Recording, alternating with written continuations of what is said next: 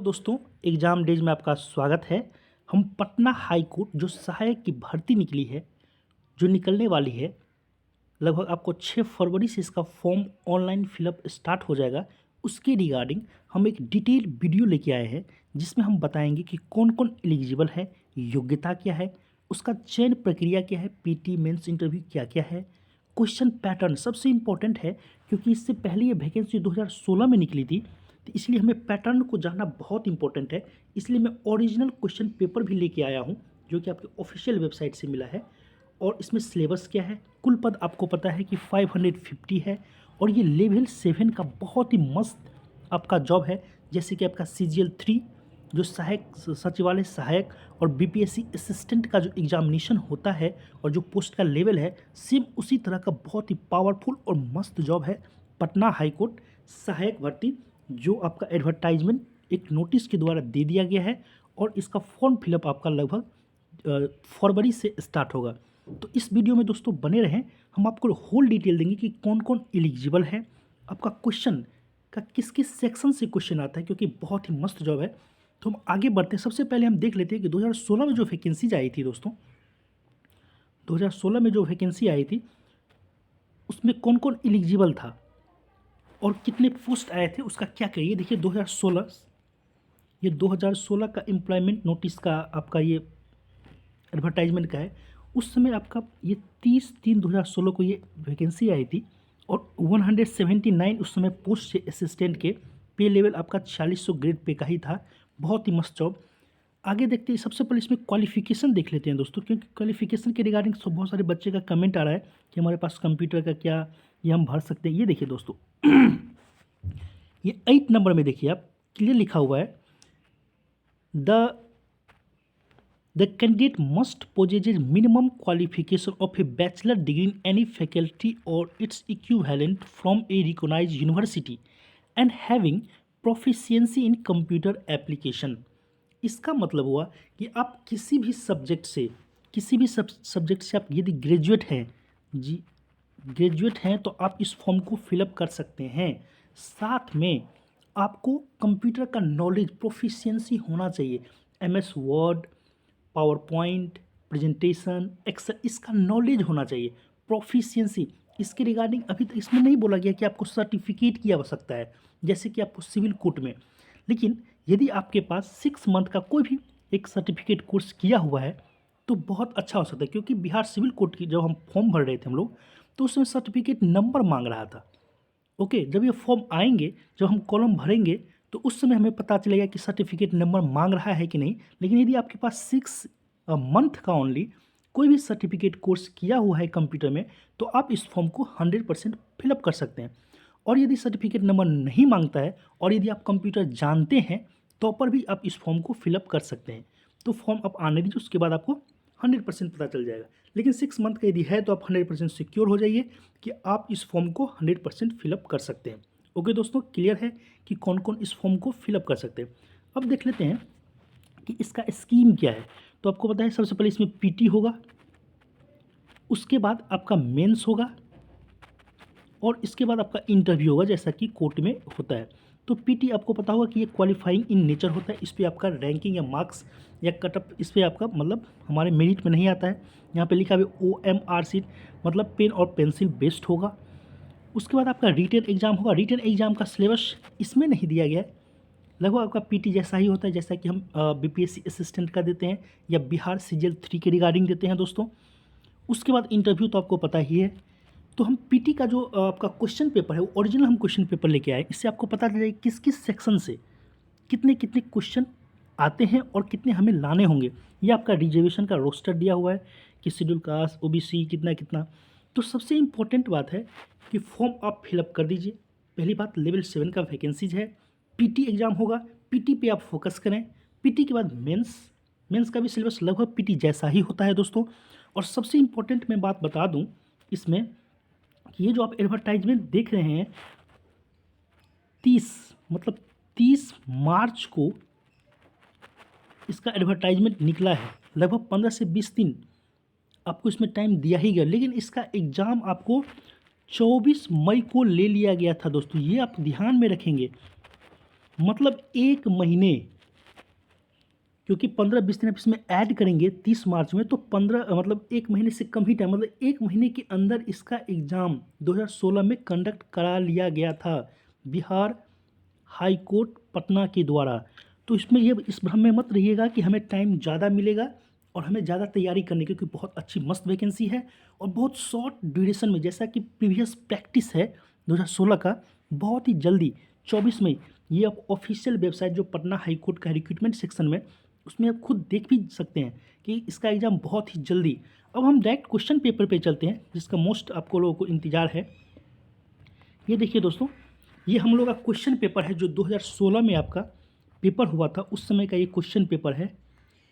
ये देखिए टाइम दोस्तों 2 घंटा 15 मिनट, जैसा कि हम लोग सीजीएल एग्ज़ाम दे चुके हैं। इसमें क्वेश्चन का जो नंबर है वो कम कर दिया गया 100 नंबर का, और पैटर्न बिल्कुल चेंज है। जो हम लोग का सचिवालय सहायक का एग्ज़ाम है और बीपीएससी असिस्टेंट का एग्ज़ाम है, क्योंकि कोर्ट का मैं आपको पहले ही बता चुका हूँ कि इंग्लिश कंपलसरी होता है। ओके दोस्तों, तो ये आपका 2016 का जो 2016 का वैकेंसी है, जो आपका 24 मई 2016 को पेपर कंडक्ट कराया गया था। ओके दोस्तों, तो हम देखते हैं पैटर्न क्या है इस क्वेश्चन का पैटर्न। ये देखिए दोस्तों, इंग्लिश सबसे पहले 30 मार्क्स का, इसमें 30 मार्क्स का जो फर्स्ट 30 क्वेश्चन है दोस्तों, वो इंग्लिश का है।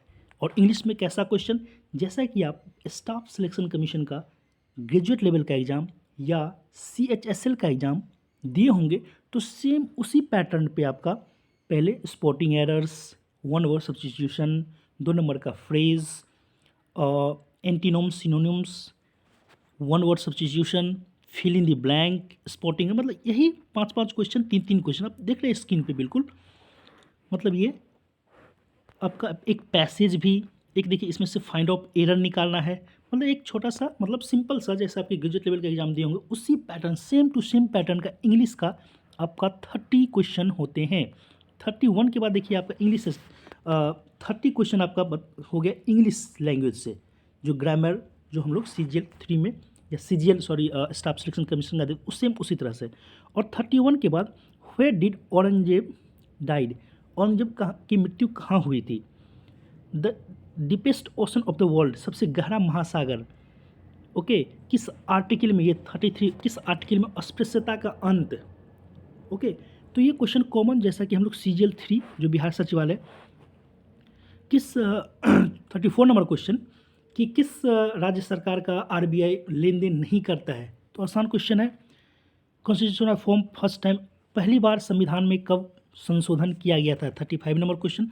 मतलब क्वेश्चन जो आपको थोड़ा सा इंग्लिश, क्योंकि हम लोग हिंदी में ही देते आ रहे हैं, बिहार का जितना भी एग्ज़ाम है तो हिंदी का एक आदी हो चुके हैं, लेकिन आपका हाई कोर्ट का जो एग्ज़ाम होता है, किसी भी हाई कोर्ट का देंगे तो इंग्लिश में ही आपका एक पेपर तो रहता ही है, और इसका पेपर भी इंग्लिश में ही होता है दोस्तों। तो ये एकदम माइंड को क्लियर कर लीजिए कि इसमें जो 100 क्वेश्चन में 90 क्वेश्चन दोस्तों इंग्लिश का ही, इंग्लिश में ही दिया होता है, जिसमें 30 मार्क्स आपका इंग्लिश का है, 30 मार्क्स आपका GK GS का है, और 30 मार्क्स आपका दोस्तों मैथ का है। मैथ 1-2 रीजनिंग मान लीजिए, और 10 नंबर इसमें हिंदी का दिया गया है दोस्तों। ये है pattern. Okay, 30 English, 30 GK, 30 math और 30 हिंदी का। 30 हमने आपको इंग्लिश का दिखा दिया, ये 30 आपका अभी GK का चल रहा है दोस्तों। ये देखिए 61 के बाद मैथमेटिक्स स्टार्ट हो जाएंगे। ये देखिए दोस्तों 61 से मैथ, ये 30 क्वेश्चन मैथ, और इसी में आप रीजनिंग मान लीजिए, 1-2 में भी रीजनिंग दिया, लेकिन मैथमेटिक्स ही सारा क्वेश्चन दिया हुआ है। तो मैथ 30, और लास्ट का ये कॉमन जो नॉर्मल क्वेश्चन होता है, जो आपका ग्रेजुएट लेवल पे आता है, अप टू 10th लेवल तक का ही क्वेश्चन आता है, या जैसे 11th का 1-2 क्वेश्चन आ सकता है, जैसा कि हम लोग अब ये देखिए 81 के बाद ये 20 क्वेश्चन आपका दोस्तों 81 के बाद रिक्त स्थान की पूर्ति, मतलब 20 क्वेश्चन आपका दोस्तों हिंदी से दिया गया है। तो मैं एक बार फिर क्लियर कर देता हूँ कि इंग्लिश में जो है वो 30 क्वेश्चन हमने देखा है। उसके बाद GK GS में आपका 30 क्वेश्चन देखा है। मैथमेटिक्स में दोस्तों 20 क्वेश्चन है और हिंदी में भी दोस्तों 20 क्वेश्चन है। ऐसा है पैटर्न। हमने ऊपर आपको हिंदी में 10 नंबर बता दिया था, सॉरी इसके लिए। 81 से आप चूँकि स्टार्ट है तो और 100 तक, मतलब English 30 marks, GK GS 30 marks, math 20 marks, Hindi 20 marks. मतलब जो कोर्ट का जो सिलेबस है, जैसा आप सिविल कोर्ट का भी सिलेबस देखे होंगे, तो लगभग इसी पैटर्न में होता है दोस्तों। ओके, तो ये बहुत अच्छी मतलब आपको पैटर्न पता होना चाहिए। और इसका एग्ज़ाम का कुल लेवल उतना भी टफ नहीं होता, लेकिन कट ऑफ तो पता ही है दोस्तों कि 550 पोस्ट निकले हैं और बहुत ज़्यादा बच्चे इसमें अप्लाई करेंगे, तो कट ऑफ तो बहुत हाई जाते ही होंगे। अब निगेटिव मार्किंग है कि नहीं, यह भी आपका पता नहीं चल रहा है इसमें कि आपका 1/4 है, या क्योंकि कोर्ट में ऐसे जनरली होते हैं नेगेटिव मार्किंग। तो 1/4 आप मान के चलिए कि जैसा हम लोग का सीजीएल में होता है या अन्य एग्जाम में 1/4, इसको मान के ही चलिए, क्योंकि आपका बीपीएससी में भी अब जो पीटी का एग्ज़ाम हो रहा है उसमें आपका 1/4 निगेटिव मार्किंग कर दिया गया है बच्चों के ही मतलब रिक्वेस्ट पे, मतलब अनुरोध पे। ओके दोस्तों, तो ये हम लोगों का पैटर्न है दोस्तों।